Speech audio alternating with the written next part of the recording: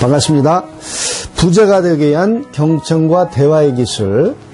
자, 이제 대화에서 중급까지 배워보셨는데 중급 좀 어렵죠? 좀 어렵습니다, 여러분. 이것은 외국에 나가서 여러분들이 MBA 과정을 하고 온다라는 정도의 노력을 짧은 시간에 저희가 압축해서 강의하다 보니까 당연합니다. 어려운 건 당연한 겁니다. 대신 이것을 여러분의 이제 삶 속에서 녹여서 활용하시려면 첫 번째, 배운 것의 대화를 이렇게 메모하세요. 메모하시면서 나의 대화의 스타일의 언어로 바꾸시고, 두 번째, 이 메모한 것을 가지고 보면서 내 주변의 아내에게, 남편에게, 친구에게 이렇게 활용하시기 바랍니다. 써보세요. 써보면 상대방이 대화를 하고 그 다음 대화를 또 쓰시고, 그러면서 하루에 적어도 3사람 이상, 내가 만나는 3사람 이상에게 반드시 이 대화를 계속적으로 해보세요. 하다 보면 이게 이런 논리가 있구나, 이게 이렇게 작용이 되는, 이게 이렇게 또 사람을 자극시키고 성장시키고 변화하는 거라는 걸 내가 느낄 수가 있어요. 이걸 느껴야지만 이 질문이 이제 내게 됩니다. 그리고 이걸 느껴야지만 내가 이 질문을 응용해서 할 수 있는 겁니다. 절대로 어렵다고 포기하지 마시고 실제로 매일 3사람 이상에게 이 질문을 메모하셔서, 오늘은 기적 질문만 하는 거예요. 그냥 만나면 기적 질문 하는 거예요. 만나면. 이 기적 질문도 조금씩 변화되는 유형들이 있습니다. 이걸 그대로 지키시지 않아도 돼요. 예를 들어서 내가 그토록 바라는 한 가지 소원이 있다면 뭘까? 이렇게 얘기할 수도 있겠죠. 이해되시죠? 하지만 처음에는 원형 그대로 하시는 게 좋습니다. 자, 그러면 이번 시간에는 주로 사례 및 응용을 통해서 이 경청과 대화의 기술을 박 대리가, 박 부장이, 박 사장이 되면 이 과정 속에서 어떻게 활용하고 어떻게 성공했는지를 사례와 상황을 놓고 설명드리도록 하겠습니다. 첫 번째, 이 대리 시절에 그리고 부장 시절에 컨설턴트로서 비즈니스를 투잡을 했죠. 예를 들면 또 대리와 부장으로서 직장 생활을 했잖아요. 예를 들면 직장에서 우리가 가장 많이 하는 게 뭘까요? 회의입니다. 그죠? 한국 문화는요, 회의로 시작해서 회의로 끝나는 게 직장 생활이에요. 그죠? 정말 회의 저도 좋아하지 않습니다만, 제가 벤처기업 1세대로서 한 12년 정도 경영을 하고 딱,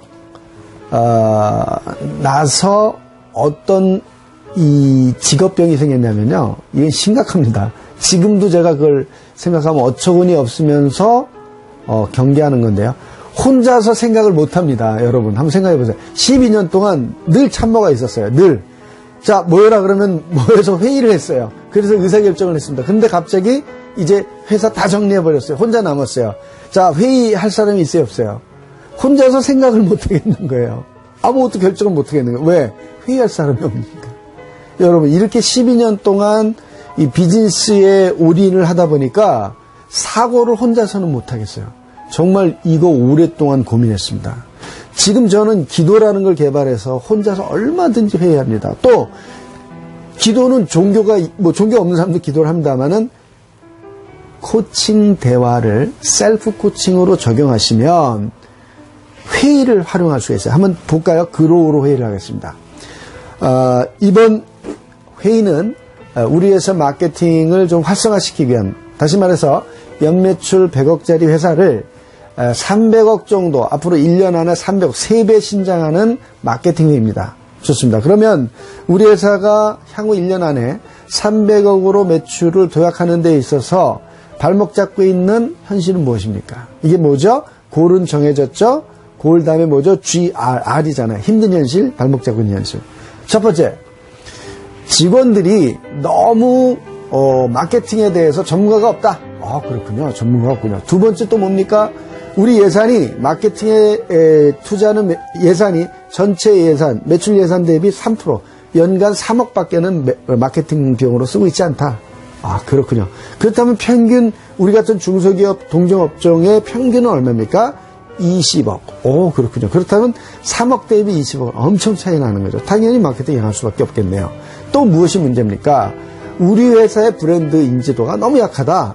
당연히 3억 갖고 1년 동안 마케팅을 한 회사와 20억을 갖고 몇 년 동안 한 회사하고는 브랜드가 당연히 떨어지겠죠. 기타 등등등등. 좋습니다. 더 있다고 가정하고요. 자, 그러면 GR까지 갔죠. O로 갑니다. 자, 이런 어려움이 있어요. 인지도가 약합니다. 예산이 작습니다. 그죠? 그 다음에 전문가도 없습니다. 그럼에도 불구하고 우리가 시도할 수 있는 노력이 있다면 무엇일까요? 외부 전문가를 영입하겠습니다. 영입하는 방법은 두 가지죠. 예를 들면 직원을 뽑는 방법. 연봉 5천을 줘서 예를 들어서 경력 한 3, 4년 차를 뽑아오기만 하더라도 만약에 공격적으로 한다면 연봉 1억을 주고 그죠? 3억에서 1억 예산 쓸 수 있잖아요. 예산을 만약에 10억으로 올렸다 그러면 2억짜리 예산을 쓸 수도 있죠. 연봉 2억이면 대단한 베스트한 사람을 쓸 수가 있습니다. 그죠? 아주 잘 나가는 광고회사에 부장급을 뽑아올 수도 있겠죠. 자, 그런 방법이 있겠죠. 그 다음에 또 뭐가 있습니까? 예산을 늘리는 방법도 있겠죠. 시도할 수 있는 방법을 계속 돌아가면서 회의하게 하는 거예요. 그죠? 회의를 했습니다. 그래서 쭉쭉쭉 나왔습니다. 이 중에서 가장 우선적인 시도를 해본다면 우리 회사의 제품은 IT 계열 제품이니까 블로그 마케팅이 효과적일 것 같습니다. 그러면 블로그 마케팅을 하기 위해서 어떻게 하겠습니까? 파워블로거들을 모아서 파워블로그 선정 대회를 열겠습니다. 열어서 한 3천만 원 정도 후원금을 주고, 그죠? 그런 과정에서 1위부터 20위까지 친해질 거 아니에요. 인적 확보가 될 거 아닙니까? 그죠? 그래서 매년 하면 관계도 형성될 거 아니에요. 그 관계를 통해서 우리 회사의 제품을 후원해주고, 그죠? IT 제품이니까 블로거들에게 도움이 되겠죠. 그러면 주면서 마케팅을 좀 협력하는 관계를 만든다. 그것도 하나의 방법이 되겠죠. 자, 그러면 골 했죠. R, 어려운 현실 했죠. O, 옵션 했죠. 그 중에 우선적으로 선택할 것도 블로그 마케팅을 쓴다. 선택했잖아요. 그죠? 그러면 이제 GROW를 통해서 회의가 가능하다, 불가능하다? 가능하다. 그렇죠? 자, 회의를 통해서 박 대리는 탁월한 회의를 진행할 수 있었어요. 이해되시죠? 또 대화를 합니다. 박 대리 시절에 김주임이라고 새로 들어온 여직원이 하나 있는데 열심히 일하다가 갑자기 실에 빠졌어요. 그래서 박 대리가 가서 코칭을 합니다. 뭐가 힘들어 요즘? 그랬더니 저쪽 부서에 있는 최 대리가 나를 보기만 하면 막 괴롭혀요. 정말 힘들어 죽겠어요. 전에 데이트 한번 했었는데 그 이후로 제가 안 만나서 그런지 저한테 굉장히 막 눈총 주고 그래요. 그렇구나. 이것을 잘 들어주고 또 감정을 또 도와주고 또 코칭을 통해서 새로운 시도를 했어요. 어떻게 했습니까? 결론이 그러면 내가 최대를 만나서 그 여직원이 그렇게 하니까 내가 너무 힘들다라고 이야기해보면 어떨까요? 이렇게 얘기했더니 처음에는 전혀 그 방법을 생각하지 않았다가 내가 최 대리님이 저를 볼 때마다 인상을 쓰시고 그런 것 때문에 내가 이 회사를 좀 그만둬야 될지 말할지 정말 고민이 되고 어쩌면 그만둘지도 모를 것 같은데 좀 도와주면 좋겠다라고 한마디 했더니 최 대리가 정말 미안하다고 그다음부터는 정말 잘한다고 됐다면 코칭을 통해서 대화의 스킬을 통해서 어려웠던 내 부하직원 한 사람을 도와준 게 되잖아요. 그죠? 또 하나의 사례 볼까요? 관계. 그렇죠. 나는 경청을 배웠잖아요. 그죠? 사장님이 얘기할 때 부장님이 얘기할 때 나는 경청해서 듣습니다. 판단하지 않습니다. 그리고 끝까지 듣습니다. 그죠? 이걸 통해서 저 박 대리는 말이야. 내가 얘기를 하면 끝까지 들어. 박 대리는 말이야. 뭘 한 가지 얘기하면 정확하게 들어. 박 대리는 말이야. 내가 얘기를 하면 희한하게 내가 얘기한 의도를 이렇게 정확히 알 수 있을까? 우리는요. 비즈니스, 직장에서의 비즈니스의 70%가 뭔지 아십니까? 커뮤니케이션입니다. 커뮤니케이션. 커뮤니케이션이 되면 일의 70%가 된 거라고 이건 학자들이 말하는 겁니다. 그러니까 그만큼 커뮤니케이션이 쉽다 어렵다? 매우 어렵다. 커뮤니케이션이 잘 된다 안 된다? 매우 안 된다. 왜? 경청이 안 되기 때문에 그렇습니다. 그러니까 경청을 잘한다라고 하는 것은요. 회사의 코스트를 매우 절약할 수 있다. 이해되시죠? 신뢰관계를 만드는, 이 신뢰라는 것이 코스트를 줄인다는 거 아주 상식이 됐죠. 커뮤니케이션 비용 때문에 그렇습니다.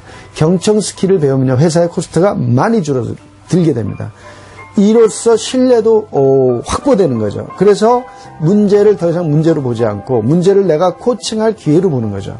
회사에 문제가 있으면 박 대리가 나서는 겁니다. 그리고 그런 걸 통해서 박 대리는 박 부장이 됐던 거죠. 이해되시죠?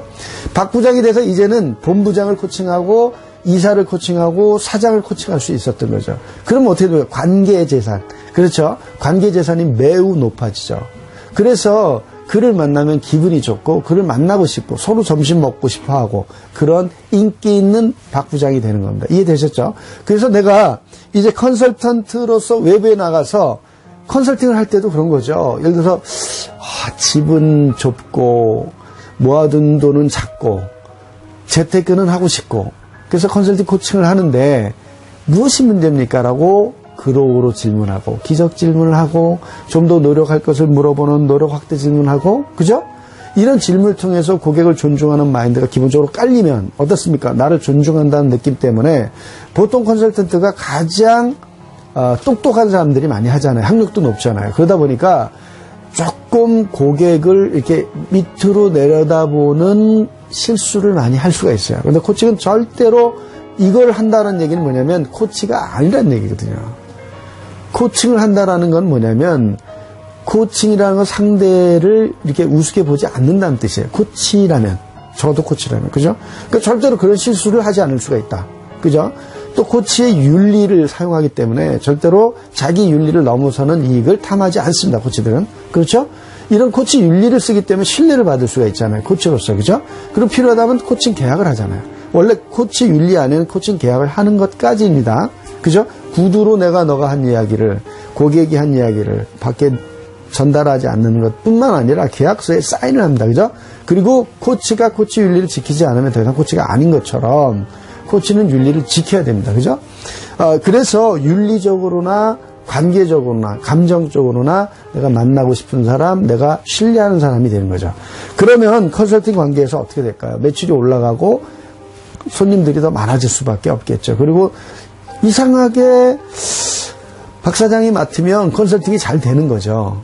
코칭 기법을 배운다는 얘기는 뭐냐면 컨설팅은 어떤 설문이나 툴을 통해서 방향성을 제시하는 거잖아요. 그런데 그 방향으로 누가 가야 됩니까? 기업이 갑니까? 사람이 갑니까? 사람이 가야 되거든요. 사람이 가게끔 하는 게 코칭이거든요. 코칭을 통해서 기업의 어떤 아젠다가 나왔으면 그 아젠다를 향해서 걸어가게끔 하는 것은 사람의 의지거든요. 의지가 변해야 행동이 나올 거 아닙니까? 그죠? 그래서 그 사람의 말을 변화시키고 생각을 변화시키고 감정을 변화시키고 신념을 변화시켜서 이제 행동으로 이 행동이 계속 반복되면 어떻게 될까요? 습관이 되죠. 이런 습관이 되면 어떻게? 기업의 운명이 바뀌죠. 어떻게? 매출 100억에서 300억이 나오는 회사로 변하는 겁니다.